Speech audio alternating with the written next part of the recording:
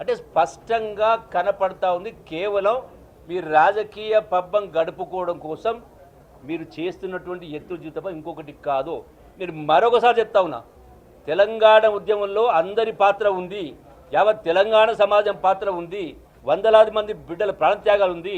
సోనియా గాంధీ గారి పెద్ద మనసుతోటి రాజకీయంగా నష్టం జరుగుతుంది తెలిసినా కూడా తెలంగాణ రాష్ట్రాన్ని ఇవ్వడం జరిగింది. మరి ఇంత త్యాగాలతోటి యావత్ 4 కోట్ల ప్రజల సంఘం తెలంగాణ వస్తే మీ పరిపాలన దానికి భిన్నంగా ఉంది. అంటే ఆ ఉద్యమ స్ఫూర్తి లేదు, ఉంటే పరిపాలన ఇట్లా ఉండేది కాదు. ఇంత అవినీతి, ఇంత ఆశ్రిత పక్షపాతం, ఇంత దుర్మార్గంగా ప్రజాస్వామ్యాన్ని కూని చేసి లక్షల కోట్ల అప్పులు చేసి మళ్ళీ తగుదనమ్మా అంటూ మీరు ఇదేందుకు చేస్తలేరు అదేం చేస్తారంటే రాష్ట్రాన్ని అప్పుల కుప్పగా మార్చి ఇవాళ మీరు చేసిన నిర్వాకం వల్ల ఈరోజున నెలకు 6,000 కోట్ల వడ్డీ కట్టాల్సి వస్తూ ఉంది. సంవత్సరానికి 75,000 కోట్ల వడ్డీ కట్టడం జరిగింది. 2 సంవత్సరాలకు ఈ ప్రభుత్వం రేవంత్ రెడ్డి ప్రభుత్వం 1,50,000 కోట్ల వడ్డీ కట్టడం జరిగింది. అయినా చెప్పిన ఇన్ని పనులు చేస్తూ ఉంటే కూడా మీరు అంటే ప్రజలు మీ తెలివి మీ ఒక్కరి సొత్తు అనుకుంటా ఉన్నారు, ప్రజలు అమాయకులు అనుకుంటా ఉన్నారు. మీ మాటలోనే సందర్భం వచ్చినప్పుడు కర్రు కాల్చి వాత పెడితే పదే పదే కేసీఆర్ గారు మాట్లాడుతూ ఉంటారు.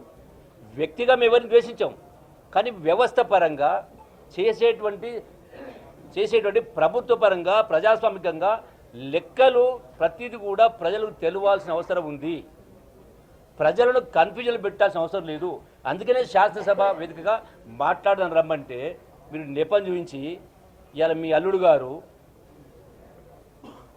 అలా హరీష్ రావు గారు మరి స్పీకర్ను మాకు మైక్ ఇవ్వలేదు. ఎన్ని సందర్భాల్లో గతంలో మేము లేమా మైక్ ఇవ్వలేదు. ఆనాడు చిన్నదానికే మొత్తం టోటల్గా వాళ్ళ సభ్యత్వాలను రద్దు చేసింది కదా ఆ రోజు కోమటిరెడ్డి వెంకటరెడ్డి కానీ అట్టగే సంపత్ కానీ చాలా సందర్భాలు ఉన్నాయి, ఉదంతాలు ఉన్నాయి.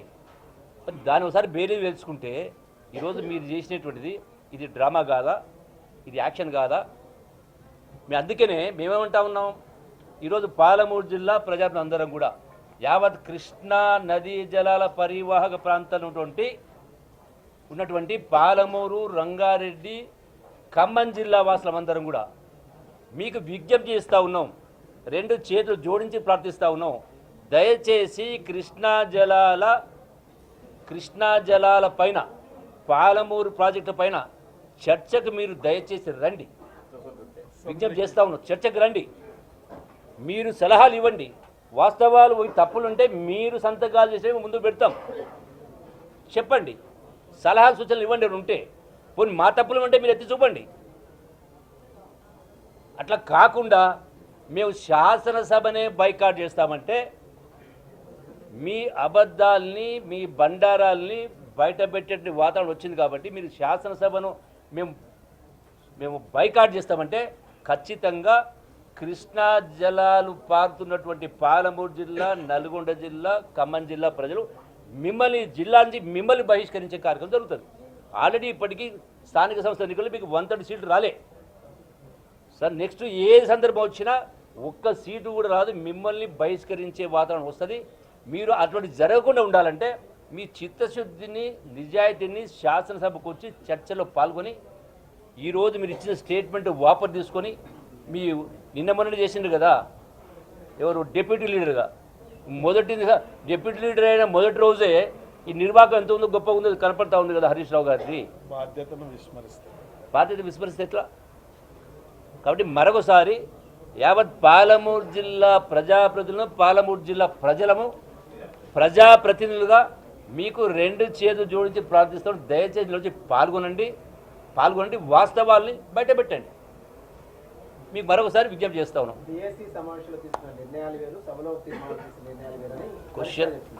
క్వశ్చన్ ఏదో సాకు చెప్పడం కాదు. చర్చ ఉంది, శాసనసభ ఉంది, ఇంకా శాసనసభ ఉంది. మళ్ళీ కూడా స్పీకర్ గారు మళ్ళీ బీఎస్ పెడతామన్నారు. ఈ యొక్క చర్చ జరుగుతున్న సందర్భంలో అవసరం మళ్ళీ బీఎస్ మీటింగ్ పెడుతున్నారు. మార్పులు చేర్పులు సహజం. అంటే రాజ్యాంగాన్ని ఎన్నోసార్లు మార్చుకున్నాం, బీఎస్సీ మళ్ళీ చర్చ పెట్టుకొని మార్చుకోలేమా?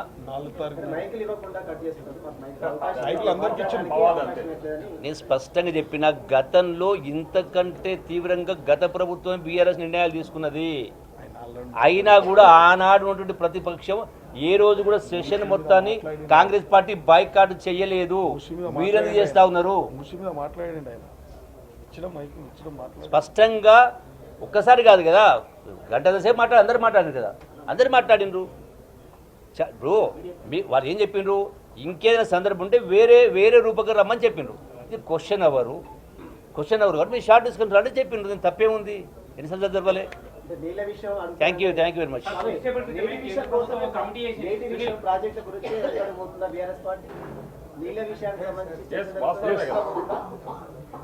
నీళ్ళ విషయం కోసం వెనుకడి వెళ్ళిపోయిందా పార్టీ అంటుంది. స్పష్టంగా అంటున్నా, అది చెప్తున్నా కదా, కృష్ణా జలాలపైన పాలమూరు ప్రాజెక్టు పైన చర్చ జరిగితే మా వాస్తవాలు బయటకు వస్తాయి, బండారం బయటపడుతుంది, అవినీతి బయటపడుతుంది, వేల కోట్ల రూపాయల అవినీతి బయటపడుతుంది, మీ తప్పులు బయటకు వస్తాయి. ఈ ప్రభుత్వం చేసే తప్పు ఏం లేవు, మీరు చేసిన తప్పులు సరిచేసే కార్యక్రమం చేస్తూ ఉంది ప్రభుత్వం.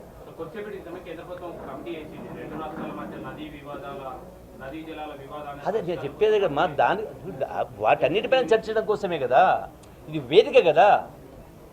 మీరు ప్రతిపక్ష నాయకుడైనా, మేము శాసనసభ్యులమైనా, మంత్రులమైనా ప్రజాస్వామ్యబద్ధంగా చట్టబద్ధంగా వచ్చిన వాళ్ళే కదా.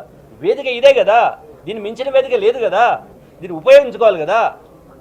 దీని అంటే మీరు ప్రజలు ఓట్లేస్తే గెలిచినటువంటి ప్రజాప్రతినిధులు శాసనసభకు రాకుండా